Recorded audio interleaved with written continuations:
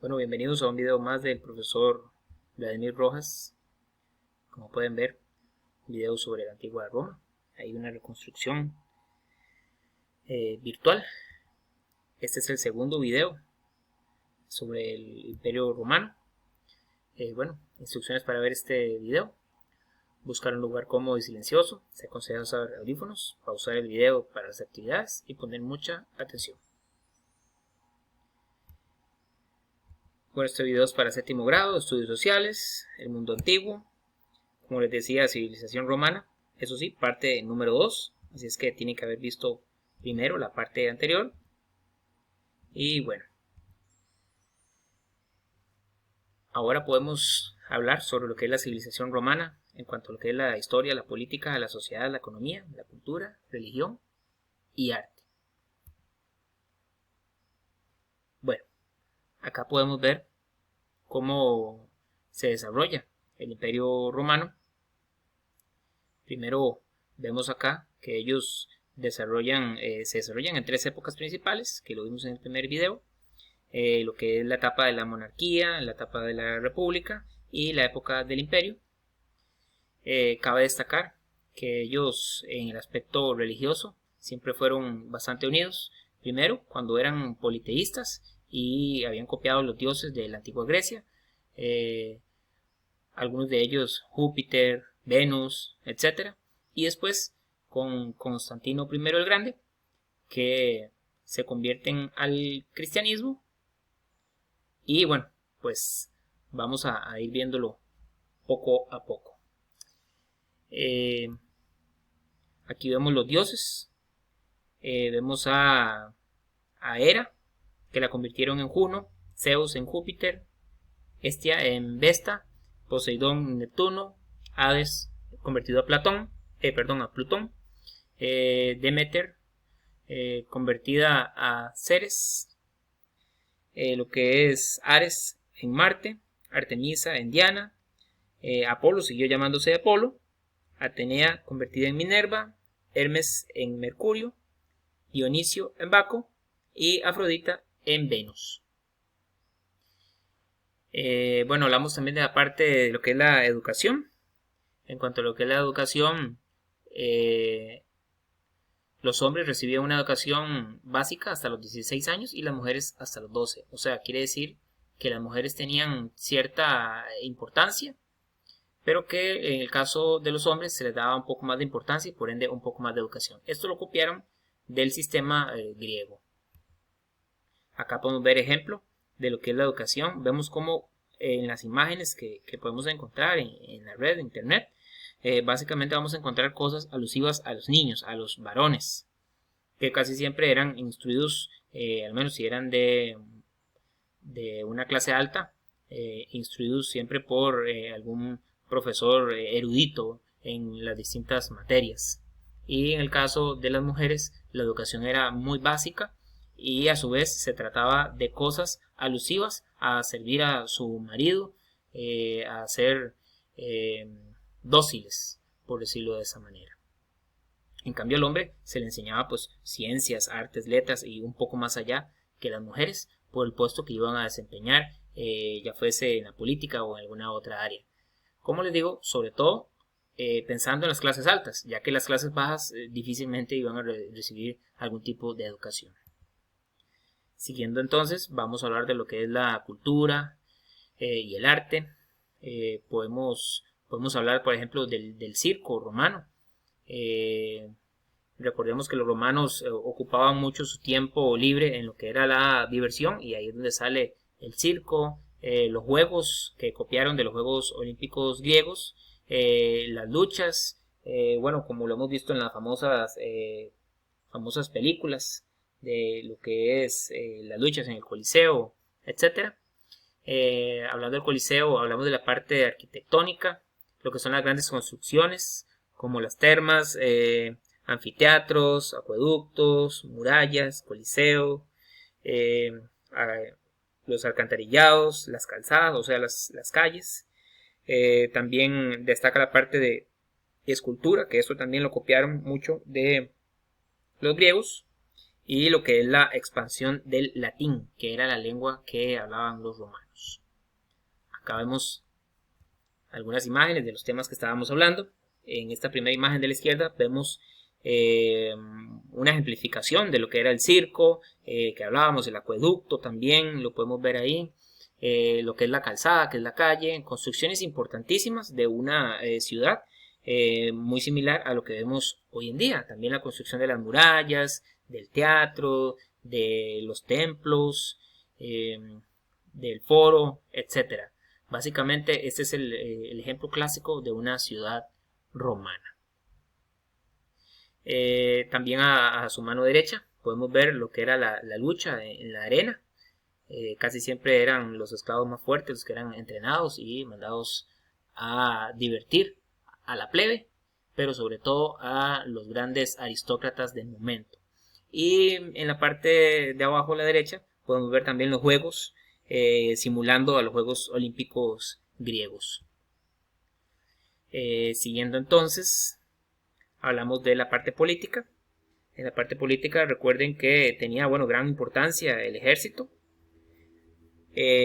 Recordemos también que ellos inventan lo que es el derecho romano, basado en muchas cosas que aprendieron de los griegos, y pasan de lo que es la monarquía, con tener el rey y las distintas nobles, a pasar a lo que es la república, en el tiempo que finaliza, en el tiempo de Julio César, y que con este mismo inicia hacia un nuevo periodo con su sobrino Augusto el César.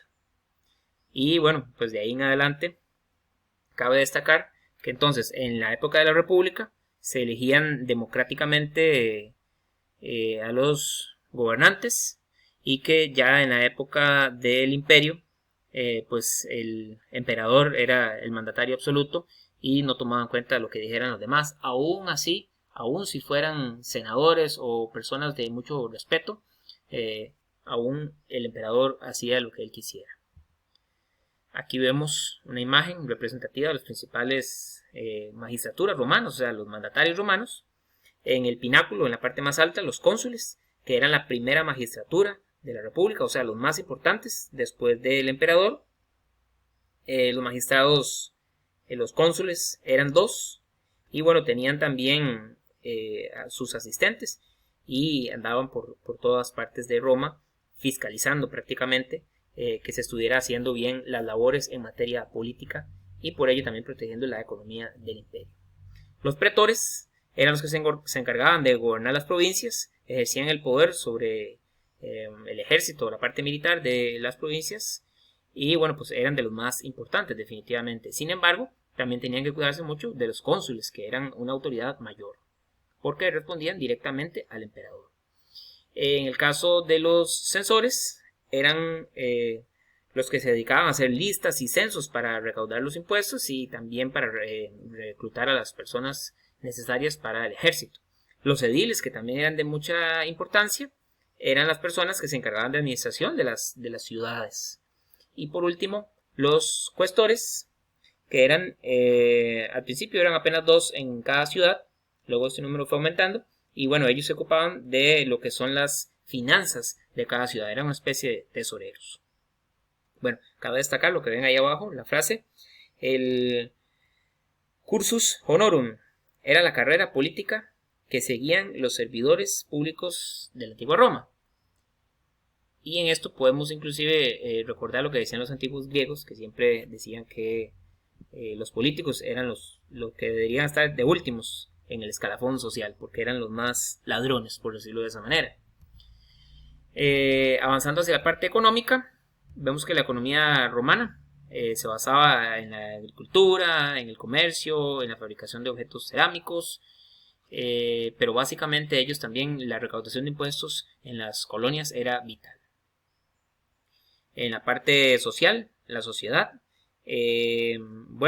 pues habían dos categorías grandes: los no ciudadanos, los que no tenían la ciudadanía, y los que tenían la ciudadanía. Los que no la tenían eran esclavos o simplemente personas libres, sin importancia, o eran ciudadanos, pertenecían al senado, eran nobles, patricios, o por lo menos eran parte de la plebe, pero habían adquirido su ciudadanía, y eso también era muy importante a la hora de un juicio, por ejemplo.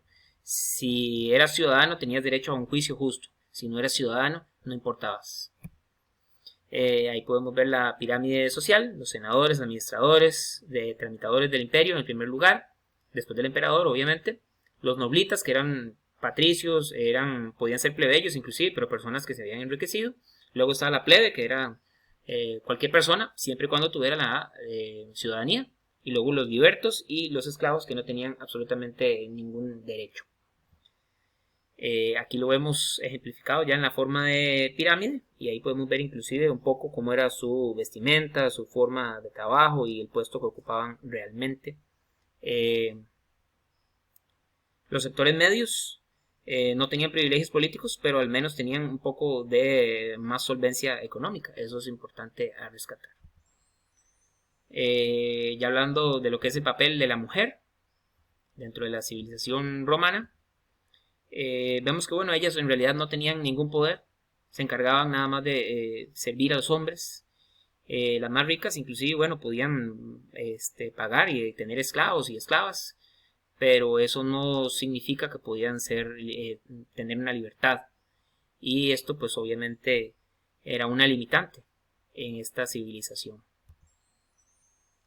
Lo que es la parte del legado, podemos hablar de que el legado cultural romano es bastante grande, como podemos ver en las siguientes imágenes.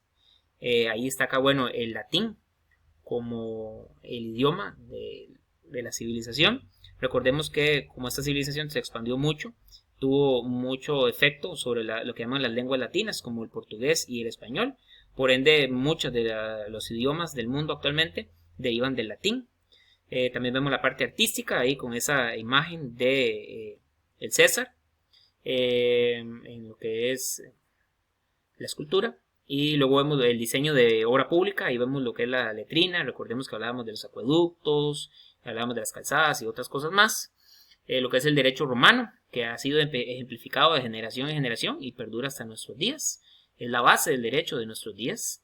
Y también la parte religiosa, recordemos la parte de los dioses, y después vino la parte de la conversión al cristianismo, e inclusive oficializar el cristianismo como religión del imperio por parte de Constantino. Ahora llegamos a la parte de la actividad de cierre del tema. Pongan pausa para poder responder y después revisar respuestas.